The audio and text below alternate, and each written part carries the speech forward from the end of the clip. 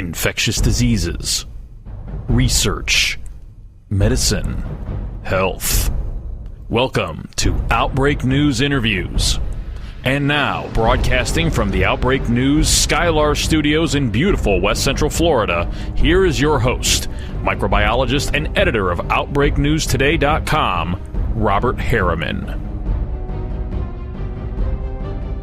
Well, hey everybody, this is Robert, and welcome to Outbreak News Interviews.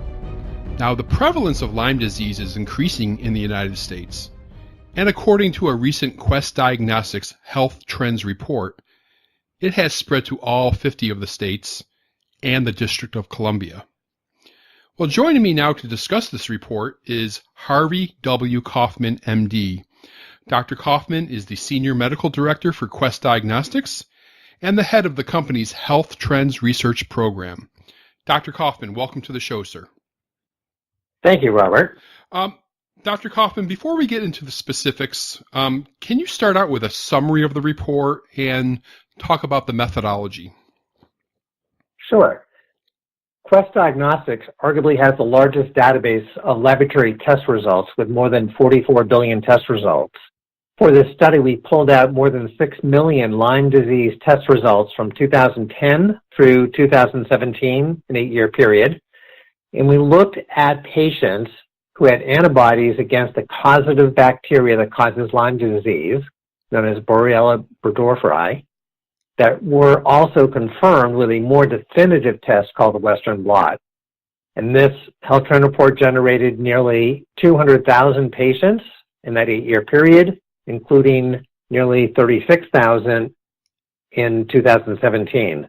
And because of our national footprint, we observed patients who tested positive in all 50 states and the District of Columbia. Okay. Now, the report notes that during a 8-year surveillance period from 2010 to 2017, positive test results identifying infection with B. burgdorferi that causes Lyme disease were found in each of the 50 states and the District of Columbia. Just some clarification, because some people have commented, asked this question on social media also. Does this mean that Lyme disease was diagnosed in all states, or was it locally contracted in all states? We don't know for sure. Mm-hmm. And in some of the very large states, particularly California, Florida, Texas, Georgia, Arizona, Ohio, Tennessee, we did have significant number of people in the past, meaning 2010 to 2014, and saw dramatic increases, sometimes 2 or 3 or 4 times as many in the more recent years. Honestly, in some states, and I'll pick on Alaska, Hawaii, Utah, Nebraska, Montana, our volumes were very low. And in those states, although we had patients who were identified as having confirmed Lyme disease, some or most of those patients may have contracted their disease elsewhere. Right. Now, I'm going to kind of piggyback on something you just talked about. Now, Lyme continues to be a major issue in the northeastern United States. That's quite obvious from the report. However, your study documents some significant increases elsewhere, and you kind of elaborated on this already, but can you discuss these findings? Sure. So historically, let's say 90% of Lyme disease has been reported in 14 states. There are the 6 New England states. Let's see if I can get this right. Pennsylvania, New York, New Jersey, Maryland, Delaware, Virginia, Michigan, and Wisconsin. And they continue to dominate as the most endemic area for Lyme disease. But when we look at places, and I'll look at California and Florida, if you look at the baseline period of 2010 to 2014 compared to 2017, it more than tripled in both of those states. It's still relatively low compared to the more endemic areas, but the increases were startling. Now, Dr. Kaufman, any explanation for these increases in say, Florida, where I'm based out of?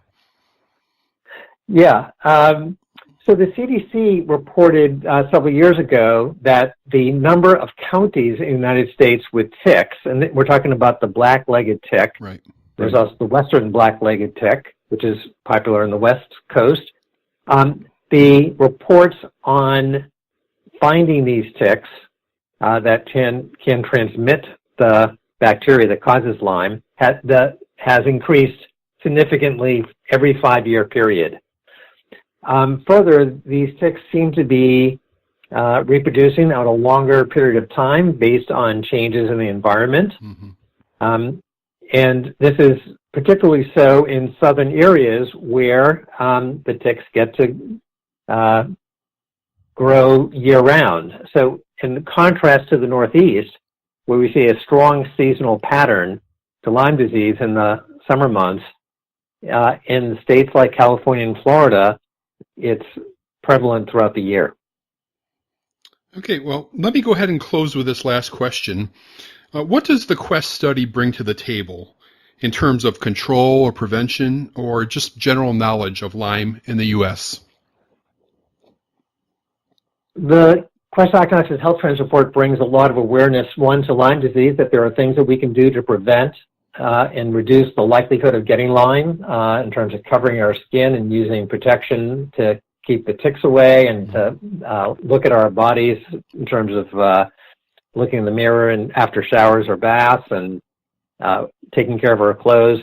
So it's awareness, particularly in states that aren't familiar with Lyme disease. And it's important for both doctors and for patients to be aware that Lyme disease has indeed spread throughout the country. Well, it was clearly a very popular report. It was all over the internet in the past week or so. So congratulations on that. And very interesting read also. And I want to thank you, Dr. Harvey Kaufman, for your time and your expertise, sir. Thank you very much.